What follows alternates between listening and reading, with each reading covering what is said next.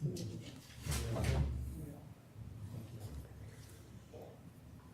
morning, everybody, and I'd like to call this meeting of the FDIC Board to order.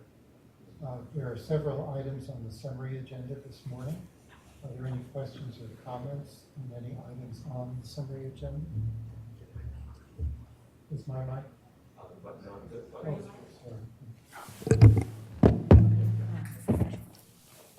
Should I start again? Okay. Good morning, everyone. I'd like to call this meeting of the FDIC Board to order. We have several items on the summary agenda this morning.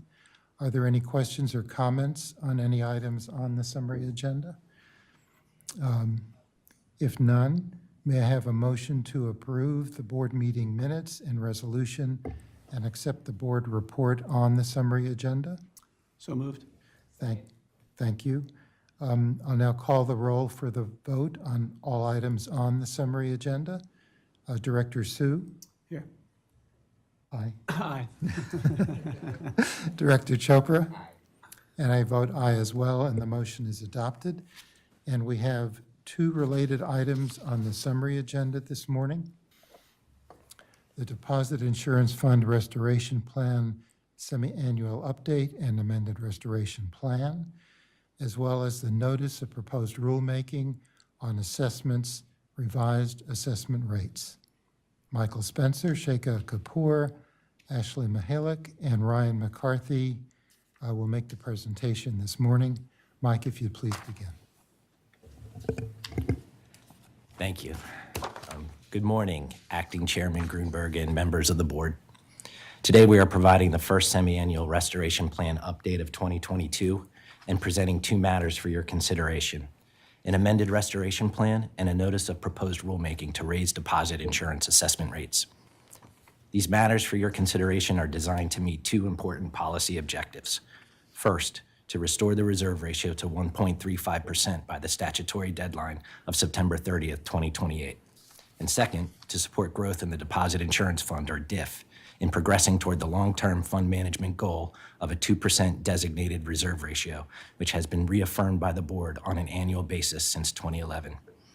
According to staff analysis, accelerating the timeline to meet these objectives would reduce the likelihood that the FDIC would need to consider a pro-cyclical assessment rate increase and would increase the likelihood that the DIF will remain positive in the event of significant losses due to bank failures in the future. As of June 30th, 2020, the reserve ratio fell below the statutory minimum and stood at 1.30%, due solely to extraordinary growth in insured deposits in the first half of 2020. On September 15th, 2020, the board adopted a restoration plan to restore the reserve ratio to at least 1.35% within the statutory 8-year period, ending on September 30th, 2028. The restoration plan maintained the assessment rate schedule in place at the time and required staff to update analysis and projections for the DIF balance and reserve ratio at least semi-annually. Although the reserve ratio experienced some further decline, no amendments to the plan were recommended in prior updates. However, since the last semi-annual update in December 2021, growth in insured deposits has outpaced growth in the DIF, and the reserve ratio has declined by 4 basis points to 1.23% as of March 31st, 2022. When established, the restoration plan was based in part on the assumption that insured deposit growth would normalize and fall below the historical average as the surge of insured deposits associated with the pandemic receded. However, since the last round of fiscal stimulus over 1 year ago, rather than exhibiting signs of receding, insured deposits have grown by 4.9%, which is elevated compared to the pre-pandemic annual average of 4.5%. Further, the DIF balance has fallen below levels originally projected. In the first quarter of 2022, unrealized losses in the DIF portfolio contributed to a flat DIF balance, driven by rising yields as market participants reacted to expectations of increased inflation and tighter monetary policy. Meanwhile, the industry average assessment rate was approximately 3.7 basis points at the end of the first quarter of 2022 and has remained persistently below the 4 basis point average when the board established the restoration plan in 2020. While the banking industry has remained a source of strength for the economy and the DIF has experienced low losses from bank failures in recent years, staff now project that the reserve ratio is at risk of not reaching the statutory minimum of 1.35% by the statutory deadline of September 30th, 2028. Therefore, staff recommend that the board amend the restoration plan to reflect a uniform increase in initial base assessment rates by 2 basis points and authorize publication of a notice of proposed rulemaking to implement and seek comment on the assessment rate increase, which would begin with the first quarterly assessment period of 2023. In addition to improving the likelihood that the reserve ratio reaches 1.35% reasonably promptly, the proposed increase in assessment rates is also necessary to support growth in the DIF and progressing toward the long-term fund management goal of a 2% designated reserve ratio. The proposed change would bring the average assessment rate close to the moderate, steady assessment rate that would have been required to maintain a positive DIF balance through 2 major banking crises. Therefore, the proposed assessment rate schedules would remain in effect unless and until the reserve ratio meets or exceeds 2%. In developing this recommendation, staff updated analysis and projections for the fund balance and reserve ratio, developing 2 scenarios that assume different levels of insured deposit growth and average assessment rates to project when the reserve ratio would reach the statutory minimum of 1.35% and the long-term goal of 2%. Staff view both scenarios as reasonable based on current and historical data under the first scenario, which assumes retention of all excess insured deposits resulting from the COVID-19 pandemic and a lower average assessment rate than assumed in previous restoration plan analyses. Staff project that the reserve ratio would reach 1.35% in the 3rd quarter of 2034, well after the statutory deadline of 2028. Under the second scenario, staff assumed that a sizable portion of excess insured deposits would recede and a higher average assessment rate would be realized. In this more favorable scenario, staff project that the reserve ratio wouldn't reach 1.35% until the 2nd quarter of 2027, providing little flexibility to prevent a larger pro-cyclical assessment rate increase in the event there is an industry downturn between now and then. While the assumptions do not widely differ from each other in magnitude, minor changes result in considerably different outcomes, demonstrating the sensitivity of the projections to slight variations in any key variable. Given these uncertainties, staff projected the DIF balance and associated reserve ratio under each scenario, applying an increase in average assessment rates beginning in the first assessment period of 2023. The analysis demonstrated that raising assessment rates would have a powerful impact and meaningfully accelerate the timeline to reach a 1.35% reserve ratio. For example, staff projected that a 2 basis point increase in average assessment rates would result in the reserve ratio reaching the statutory minimum approximately 2 years from now under both scenarios.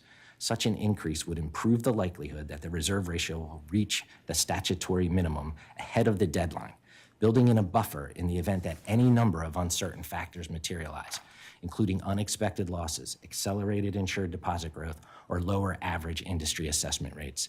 Staff also analyzed how such an increase in assessment rates would contribute to achieving the policy goal of supporting growth in the DIF and progressing toward the 2% designated reserve ratio. Using the more favorable scenario, absent an increase in assessment rates, it was projected that the ratio would not reach 2% until 2045, over 20 years from now.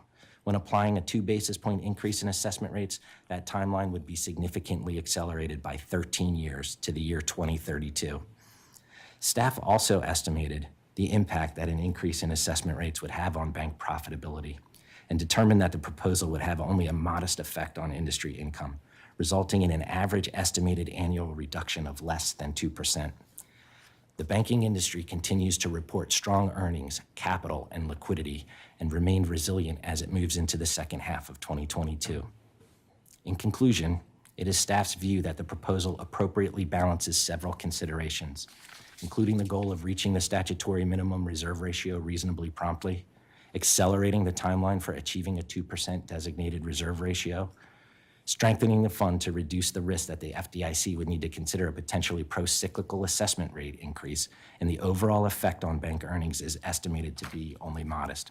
Accordingly, staff recommend that the board establish and authorize publication of an amended restoration plan and a notice of proposed rulemaking that would reflect a uniform increase in deposit insurance assessment rates of 2 basis points effective for the first quarterly assessment period of 2023, with an opportunity for public comment through August 20th, 2022. Thank you for your time, and we're happy to answer any questions you may have. Thank you, Mike. That was very helpful. I have a brief statement, and then I'll turn to the other members of the board. The FDIC Board is considering today an amendment to the Deposit Insurance Fund Restoration Plan to incorporate a uniform increase in initial base deposit insurance assessment rates of 2 basis points. In conjunction with the amended restoration plan, the FDIC Board is also considering a notice of proposed rulemaking to implement and seek comment on the proposed 2 basis point increase in assessment rates, which would begin with the first quarterly assessment period of 2023. As of June 30th, 2020, the reserve ratio of the Deposit Insurance Fund had fallen below 1.35%. That's the statutory minimum. The reserve ratio is the ratio of the Deposit Insurance Fund to total estimated insured deposits in the United States. As required by the Federal Deposit Insurance Act, the FDIC Board adopted a restoration plan in September 2020 to restore the DIF to at least 1.35% by September 30th, 2028. The original plan maintained the assessment rate schedule in place at the time and required staff to update the analysis and projections for the DIF balance and reserve ratio at least semi-annually. A key assumption surrounding the original restoration plan was that insured deposit growth would normalize and the surge of insured deposits associated with the pandemic would recede over time. However, a year has passed since the latest quarter of extraordinary growth in insured deposits prompted by the most recent round of pandemic-related fiscal stimulus. Yet the banking industry has continued to report strong insured deposit growth. In fact, excluding quarters affected by the increase in insured deposit limits in 2009 and the early days of the pandemic, insured deposits increased in the first quarter of 2022 by the largest amount in at least 30 years. Consequently, growth in insured deposits has outpaced the growth in the Deposit Insurance Fund, resulting in a decline of the reserve ratio from 1.27% to 1.23% since the last restoration plan update to the board in December of 2021. Updated analysis and projections for the Deposit Insurance Fund balance and reserve ratio indicate that absent an increase in assessment rates, the reserve ratio is at risk of not reaching the statutory minimum of 1.35% by the statutory deadline of September 30th, 2028. Today's proposed increase in assessment rates is intended to achieve 2 objectives. First, the proposal would increase the likelihood that the reserve ratio of the Deposit Insurance Fund will reach the statutory minimum of 1.35% before the statutory deadline. Better to take prudent but modest action earlier in the statutory 8-year period to reach the minimum reserve ratio of the Deposit Insurance Fund than to delay and potentially have to consider a larger increase in assessments at a later time when banking and economic conditions may be less favorable. In addition to increasing the likelihood of meeting the statutory obligations, the proposed change in assessment rates is also intended to support progress toward the 2% designated reserve ratio. The designated reserve ratio is designed to reduce the risk that the FDIC might need to consider a pro-cyclical assessment rate increase, that is, charging higher assessment rates during a time of economic stress when banks can least afford it. Therefore, these assessment rates would remain in effect unless and until the reserve ratio meets or exceeds 2%. The banking industry remains resilient moving into the second half of 2022, despite the extraordinary challenges of the pandemic and other economic and geopolitical stresses. The banking industry's capital, liquidity, and earnings remain strong at this time. The proposal would have a modest effect on banking industry income, resulting in an average estimated annual reduction of less than 2%. I am therefore supportive of this notice of proposed rulemaking and the amendment to the restoration plan. Accelerating the time in which the reserve ratio would reach the statutory minimum of 1.35% and the designated reserve ratio of 2% would allow the banking industry to remain a source of strength for the economy during a potential future downturn and would promote public confidence in federal deposit insurance. I look forward to the public comments on the proposal. The proposed increase in assessment rates would be applicable no earlier than the first quarterly assessment period of 2023, providing time for institutions to prepare and plan for the increase. I would like to thank the FDIC staff for their exceptionally thoughtful work on this proposed rule and the amended restoration plan. That concludes my remarks, and I'll now turn to Director Su. Thank you, Acting Chairman Grunberg. I just have some brief remarks, no questions. The FDIC Board is voting today to adopt an amended restoration plan for the Deposit Insurance Fund and associated NPR. This action, as the Acting Chairman noted, is necessary to increase the likelihood of reaching the statutory minimum reserve ratio of 1.35% by the statutory deadline. It will also mitigate the need for pro-cyclical changes in assessments should there be a downturn or stress. For these reasons, I'm voting to approve the recommendation to amend the DIF restoration plan. I want to thank staff for their analysis and for their balanced, deliberative approach in the face of unprecedented changes in deposit levels over the past 2 years. I especially appreciate their engagement in my director's briefing on questions I had about the impact of the assessment increase on community and mid-sized banks. Looking ahead, I ask that we bear in mind the burden on community banks of any future assessment rate changes. Finally, I want to congratulate Director Mitchell on his selection as Director of the Division of Insurance and Research. Thank you. Thank you very much.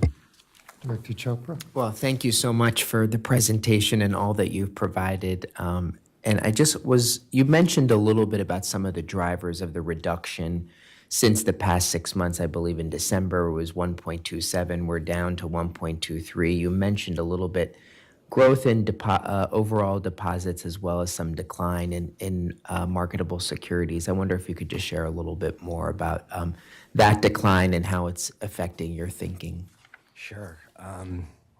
So correct. Yeah, we had higher than average insured deposit growth in the first quarter and a relatively flat DIF balance. Each of those contributed about 2 basis points for that overall 4 basis point decline. For a first quarter, we typically expect strong insured deposit growth. It's usually our strongest of the year. However, it was even stronger than normal. And then that coupled with the rising rate environment, which resulted in some unrealized losses in the portfolio and held the DIF back from growing. We would have actually expected it if under normal circumstances and if the DIF had continued to grow, about a 2 basis point decline already just from average insured deposit growth. But because we had higher insured deposit growth and no growth in the DIF, those were the 2 main contributing driving factors.